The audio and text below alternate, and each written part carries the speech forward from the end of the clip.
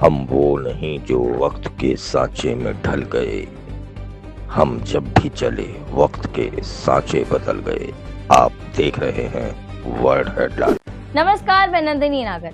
आज जिस खोज खबर से हम अपने दर्शकों को रूबरू करने जा रहे हैं, उसमें बहुचर्चित चकबंदी विभाग के रिश्वतखोर लोगों ने भ्रष्टाचार के चलते न सिर्फ लगभग 10 करोड़ की सरकारी जमीन खुर्द-बुर्द करने या हड़पने में साजिशकर्ता को मौन सहमति दी, बल्कि जिला अधिकारी बुलंदशहर व उच्च अधिकारियों सहित माननीय हाईकोर्ट इलाहाबाद को भी गुमराह कर रिट संख्या 21,002/2017 में आदेश प्राप्त करा दिया।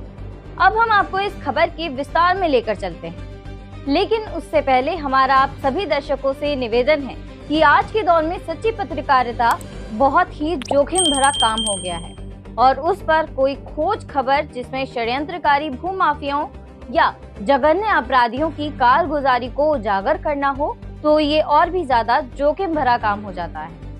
इसीलिए आप सबसे हमारा अनुरोध है कि हमारे चैनल को सब्सक्राइब और शेयर जरूर करें, क्योंकि आप दर्शक लोग ही हमारी असली शक्ति, हमारा हौसला है।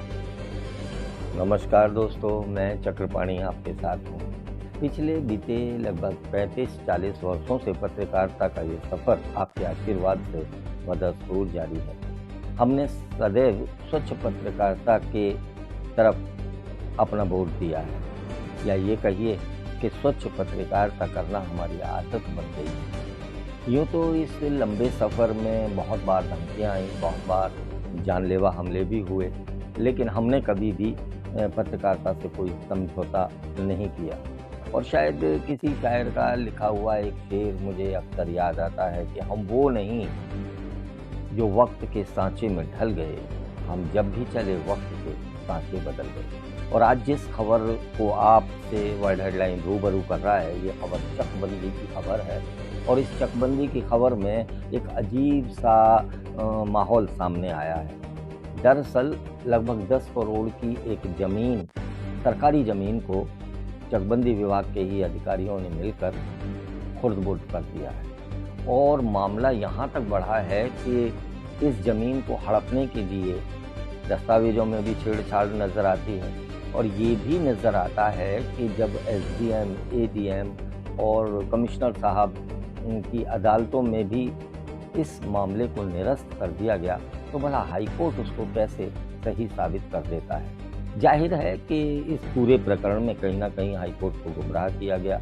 और जो एप्लीकेशन हमारे पास आई है, जिस पर हमने काम किया है, करीब 2 हफ्ते के बाद हम इस निष्कर्ष पर पहुंचे हैं कि कुछ बेईमानों ने जिलाधिकारी को भी फंसा दिया है। तो आप सभी से निवेदन है, इस खबर में हमको लगातार धमकियां मिल रही हैं, बार बार हमसे कहा जा रहा है कि आप इस खबर से हट जाइए।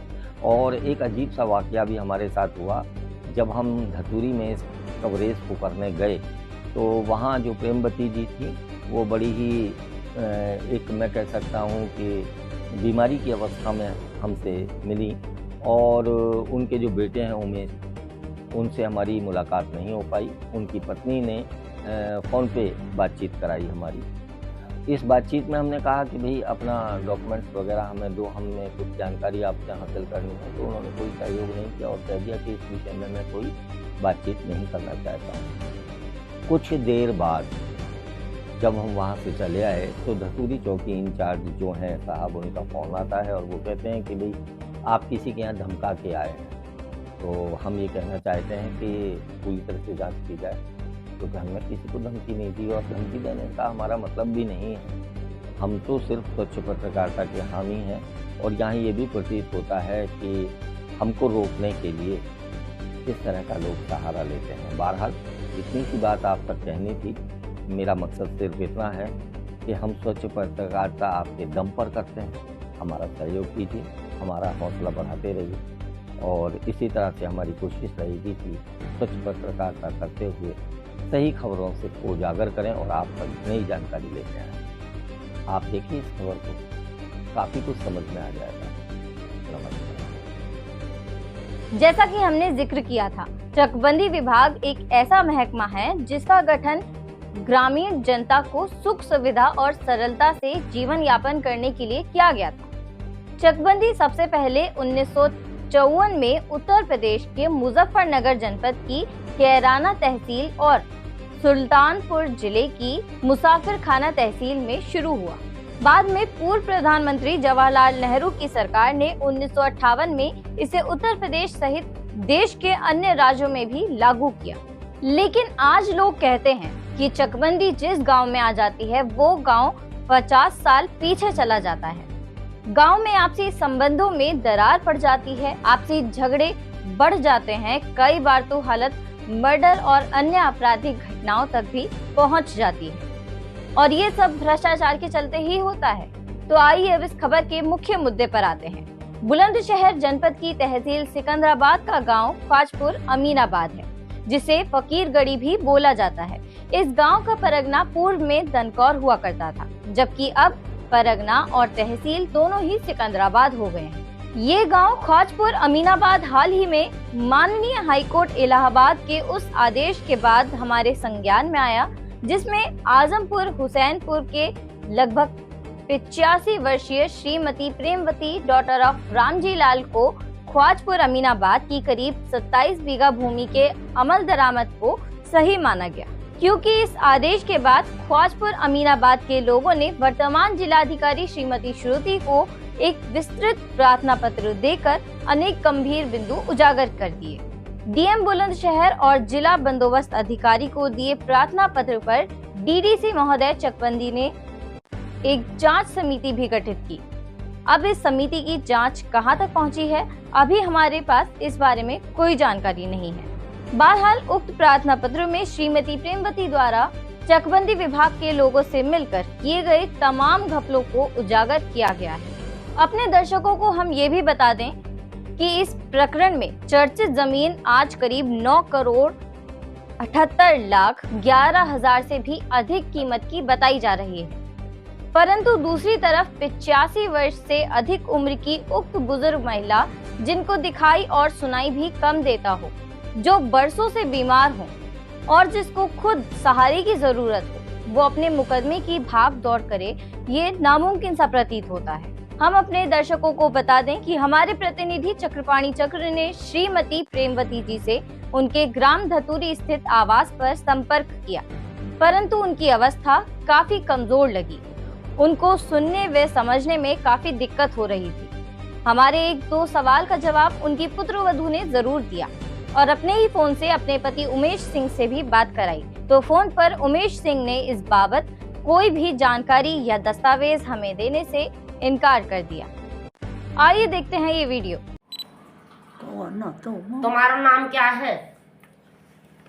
प्रेमवती। प्रेमवती। तो मैं आपसे जानना चाह रहा हूँ, एक मुकदमे में आप जीती हैं चकबंदी से। चकबंदी से एक मुकदमे में जीती हैं आप हाई कोर्ट से। जीत गए? हाँ, तो आपको जानकारी है उसकी? नहीं है?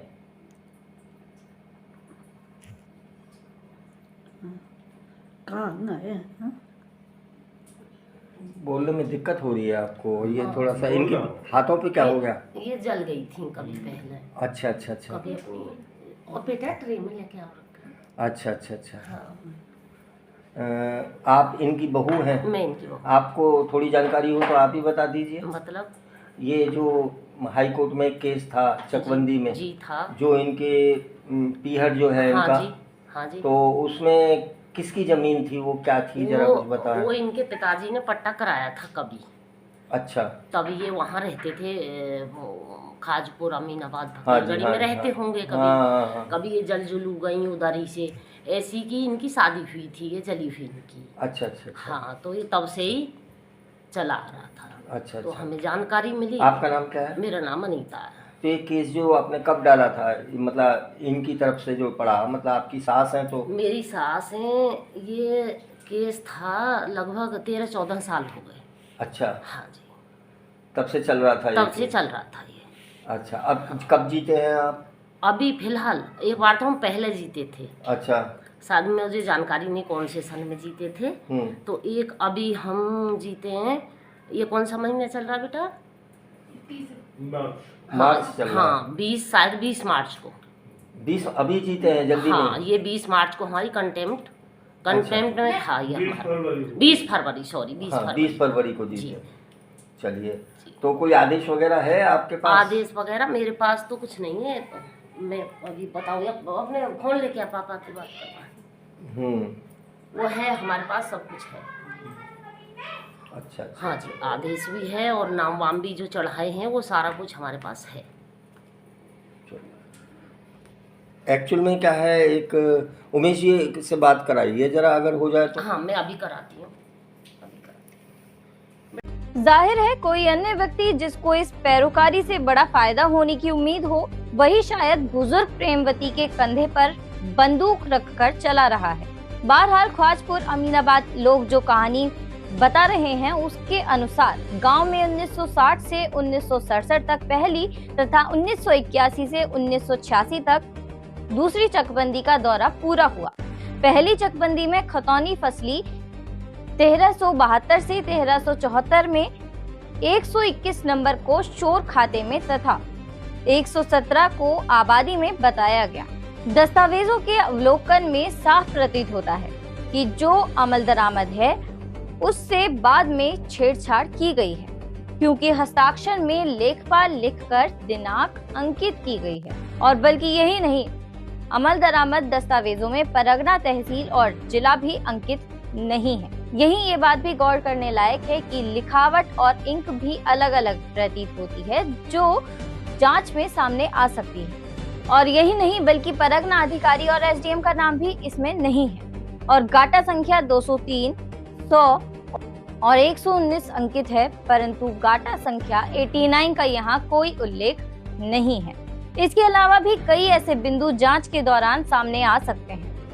इस पूरे प्रकरण में गांव धतूरी के निवासी सुखबीर सिंह की एक शिकायत के आधार पर तत्कालीन एसडीएम और तत्कालीन एडीएम बुलंदशहर ने प्रेमवती वाले अमल दरामद की कई प्रविष्टियों को निरस्त भी किया था।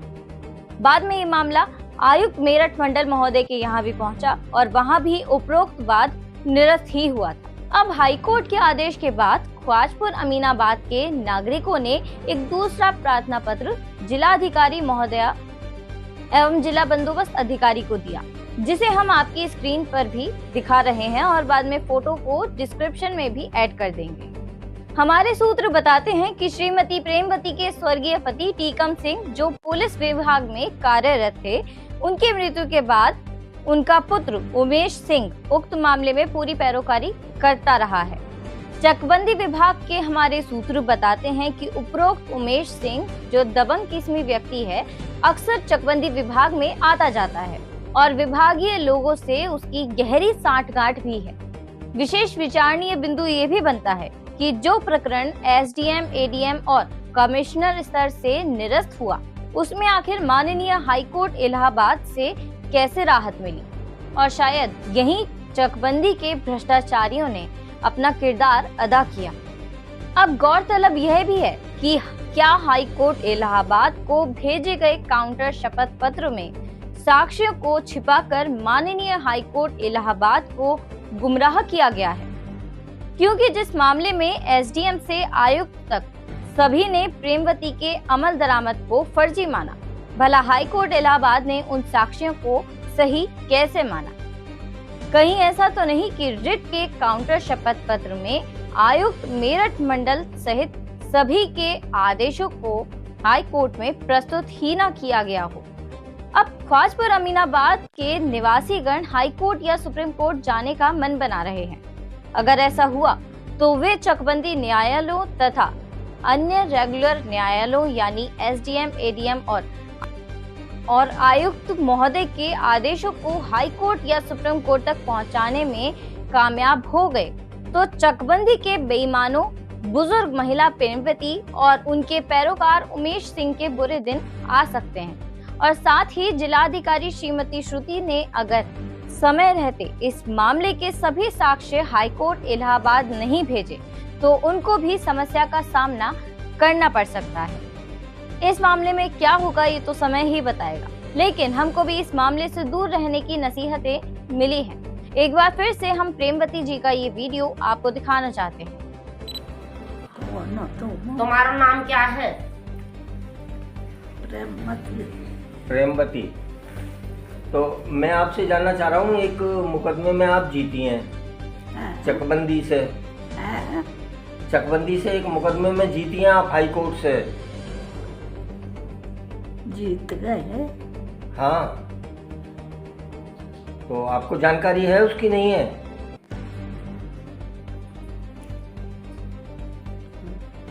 कहाँ गए? बोलने में दिक्कत हो रही है आपको? ये थोड़ा सा इनके हाथों पे क्या हो गया? ये जल गई थी कभी।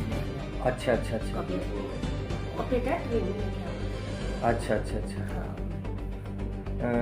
आप इनकी बहू हैं? मैं इनकी बहू। आपको थोड़ी जानकारी हो तो आप ही बता दीजिए। मतलब ये जो हाई कोर्ट में एक केस था चकबंदी में, जी था, जो इनके पीहर जो है हाँ इनका, जी, हाँ जी। तो उसमें किसकी जमीन थी, वो क्या थी, जरा कुछ बताएं। वो इनके पिताजी ने पट्टा कराया था कभी। अच्छा। तब ये वहाँ रहते थे, खाजपुर अमीनाबाद हाँ, गली हाँ, में रहते हाँ, होंगे कभी। हाँ। कभी ये जल जुलू गई उधर से, ऐसी की इनकी शादी हुई थी, ये चली हुई। अच्छा अच्छा। हाँ, तो ये तब से ही चला आ रहा था। अच्छा तो अच्छा। हमें जानकारी मिली। आपका नाम क्या है? मेरा नाम अनीता है। तो ये केस जो आपने कब डाला था, मतलब इनकी तरफ से जो पड़ा, मतलब आपकी सास है तो? मेरी सास है। ये केस था लगभग 13-14 साल हो गए। अच्छा, हाँ जी, तब से चल रहा था ये? तब से चल रहा था ये। अच्छा, अब कब जीते हैं आप? अभी फिलहाल एक बार तो हम पहले जीते थे, अच्छा। शायद में मुझे जानकारी नहीं कौन से सन में जीते थे। तो एक अभी हम जीते हैं, ये कौन सा महीना चल रहा है बेटा? मार्च चल रहा है। हाँ, 20, शायद 20 मार्च को। 20 अभी जीते हैं जल्दी हाँ, में? ये 20 मार्च को हमारी कंटेम्प्ट में था ये हमारा। 20 फरवरी, सॉरी 20 हाँ, फरवरी। 20 फरवरी को जी। जीते। चलिए, तो कोई आदेश वगैरह है आपके पास? आदेश वगैरह मेरे पास तो कुछ नहीं है। मैं अभी बताऊँ, अपने फोन लेके आ, पापा की बात कर। वो है हमारे पास, सब कुछ है। अच्छा। हाँ जी, आदेश भी है और नाम वाम भी जो चढ़ाए हैं वो सारा कुछ हमारे पास है। एक्चुअल में क्या है, एक उमेश जी से बात कराइए जरा, अगर हो जाए तो। हाँ, मैं अभी कराती हूँ। हमारी इस खबर में अभी बस इतना ही। खबर कैसी लगी कमेंट में जरूर बताइएगा। खबर को शेयर करिएगा, लाइक करिएगा, चैनल को सब्सक्राइब जरूर कर लीजिए। देखते रहिए वर्ल्ड हेडलाइन। मैं नंदिनी नागर, नमस्कार।